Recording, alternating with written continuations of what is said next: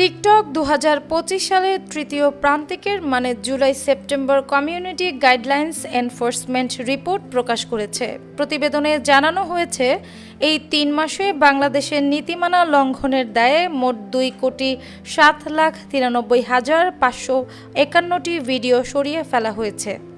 সোমবার ঢাকায় পাঠানো এক সংবাদ বিজ্ঞপ্তিতে এসব তথ্য জানায় টিকটক। প্রতিষ্ঠানটি জানায়, বাংলাদেশে সরানো ভিডিওগুলোর মধ্যে 99.8% কন্টেন্ট তাদের নিজস্ব প্রযুক্তির মাধ্যমে স্বয়ংক্রিয়ভাবে শনাক্ত করা হয়েছে। এর মধ্যে 97.3% ভিডিও আপলোডের প্রথম 24 ঘন্টার মধ্যে অপসারণ করা হয়।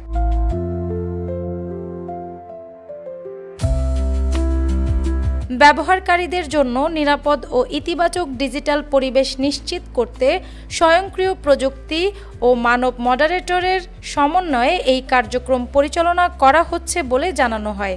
বিশ্বব্যাপী একই সময়ে টিকটক মোট 20,45,34,932টি ভিডিও সরিয়েছে, যা প্ল্যাটফর্মে আপলোড হওয়া মোট কন্টেন্টের প্রায় 0.7%। এর মধ্যে 18,66,08,081টি ভিডিও শনাক্ত করা হয়েছে উন্নত স্বয়ংক্রিয় প্রযুক্তির মাধ্যমে।